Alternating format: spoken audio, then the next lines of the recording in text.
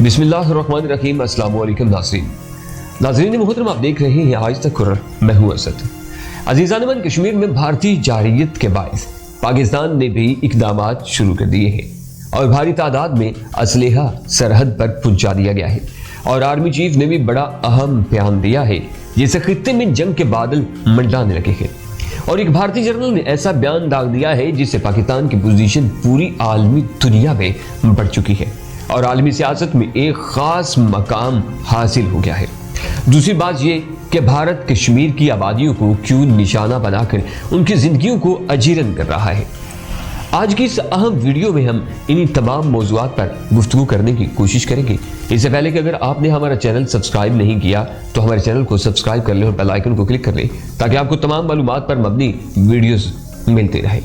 معزز ناظرین گرامی، اس سے پہلے خبر دی جا چکی تھی کہ بھارت نے کشمیر کو میدان جنگ بنانے کی کوشش کی تھی، اور بھارت کی بلا اشتعال فائرنگ سے LOC پر 4 افراد شہید اور کئی زخمی ہوئے، جبکہ پاک فوج کا ایک جوان بھی شہید ہوا۔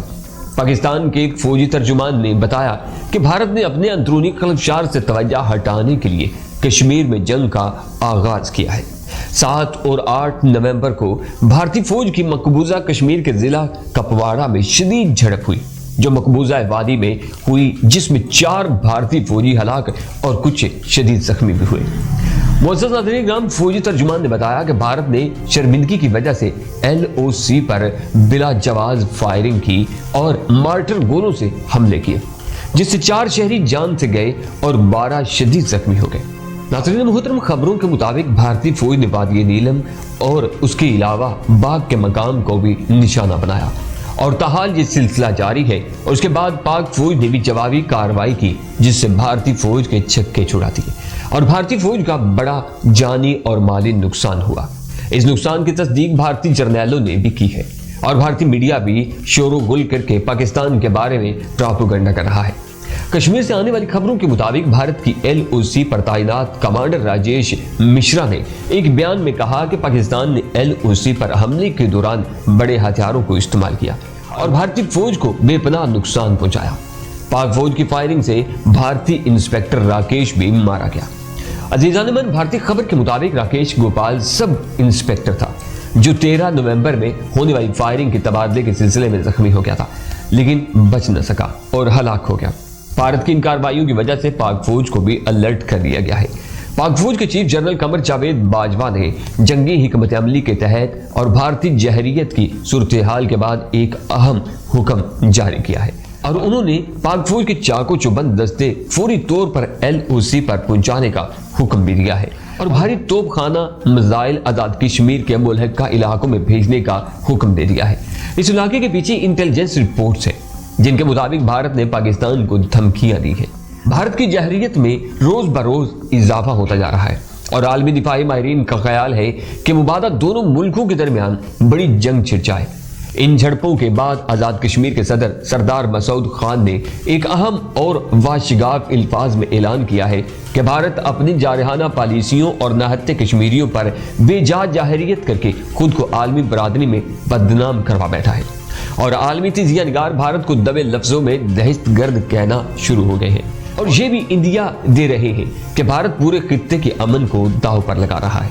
یہ بھی کہا جا رہا ہے کہ وہ اصل میں کمزور کشمیریوں پر اپنے فوجیوں کے ذریعے ظلم و ستم کا جو بازار گرم کیے رکھتا ہے اس کی طرف سے توجہ ہٹانے کے لیے ایسے حربے استعمال کرتا رہتا ہے۔ معزز ناظرین، صدر نے اس بات پر زور دیا کہ بھارت کو اس طرح کی بزدلانہ کارروائیوں سے روکنا ہوگا، کیونکہ ایسی کارروائیوں سے نہ ہی کشمیر کا جذبہ حریت دبایا جا سکتا ہے، نہ کشمیریوں پر دباؤ ڈالا جا سکتا ہے۔ انہوں نے اقوام متحدہ سے بھی مطالبہ کیا ہے کہ بھارت کی پاکستان کے خلاف دہشت گردی کے کھلم کھلا شواہد ملنے کے بعد ضروری ہے کہ اقوام متحدہ اس پر بھارت کے خلاف تادیبی کارروائی کرے۔ انہوں نے یہ بھی کہا کہ بھارت پاکستان میں داعش کو منظم کر رہا ہے، اور اقوام متحدہ کو اپنی قراردادوں کے مطابق اس کے اثاثے منجمد کرنے کے ساتھ ساتھ ان پر اقتصادی پابندیاں بھی لگائی جائیں، اور اس کے ساتھ ساتھ ہتھیاروں کی خرید و فروخت پر بھی پابندی عائد کی جائے۔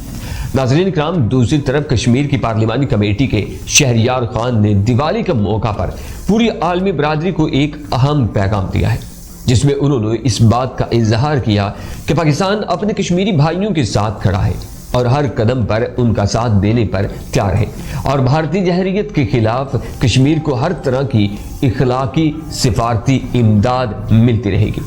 ادھر مودی نے دیوالی کے موقع پر امن و آتشی کے پیغام کے برخلاف راجستھان کے علاقے میں ٹینک میں سوار ہو کر اس بات کا اعادہ کیا ہے کہ ہم واقعی دہشت گرد قوم ہیں،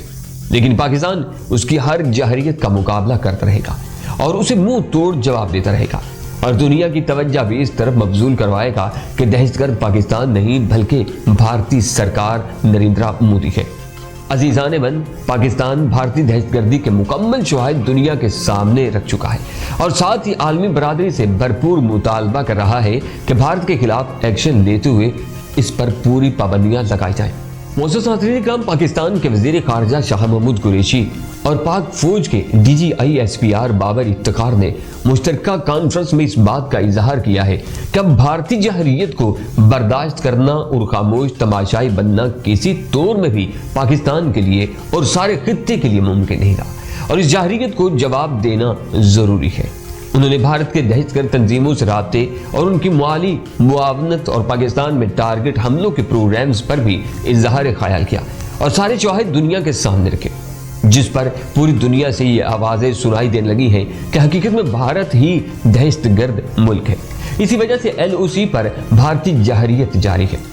ان متشدد کارروائیوں کو چین نے بھی واشگاف الفاظ میں مسترد کر دیا ہے۔ بھارت کے بلا جواز الزامات کے بعد چین نے دنیا کی توجہ اس طرف بھی مبذول کروا دی ہے کہ پاکستان تو خطے میں امن و امان کا حامی ہے اور کسی طور بھی امن توان نہیں کرنا چاہتا۔ چین کی وزارت خارجہ نے پاکستان کی امن کی کوششوں کی تعریف کی اور یہ بھی کہا کہ دہشت گردی کے خاتمے کے لیے چین پوری طرح پاکستان کے ساتھ کھڑا ہے۔ انہوں نے یہ بھی کہا کہ سی پیک کو تباہ کرنے کی تمام کوششوں کا نام و نشان مٹا دیا جائے گا۔ پاکستان کے درینہ دوست چین نے ماضی کی طرح اس بار بھی بھارت کے خلاف پاکستان کی حمایت میں کھڑے ہونے کا اعلان کر کے پاکستانی قوم کے دل جیت لی ہے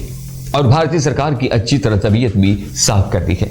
مودی نے اپنے ایک ٹویٹر پیغام میں اس بات کا اظہار کیا کہ پاکستان کی دہشت گرد تنظیم جیش محمد کی بھارت میں تمام کارروائیوں کو ناکام بنا دیا گیا ہے اور بھارتی سیکیورٹی ایجنسیوں نے کمال مہارت کا ثبوت دیتے ہوئے جموں اور کشمیر میں بھی جمہوریت خلاف کارروائیوں کو ناکام بنا دیا ہے۔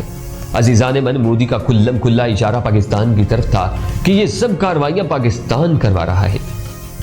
لیکن چین نے بھارت کے تمام الزامات کو سختی سے مسترد کر کے پاکستان کے ساتھ دوستی کا حق ادا کر دیا ہے۔ اللہ کریم سے دعا ہے کہ ہمارے تمام مسلمانوں کی اللہ پاک حفاظت فرمائے اور اس موتی جیسے ناسور سے جان چھڑوائے۔ انشاءاللہ نئی ویڈیو میں پھر حاضر ہوں گا۔ اپنا بہت سا خیال رکھیے گا۔ اللہ نگہبان۔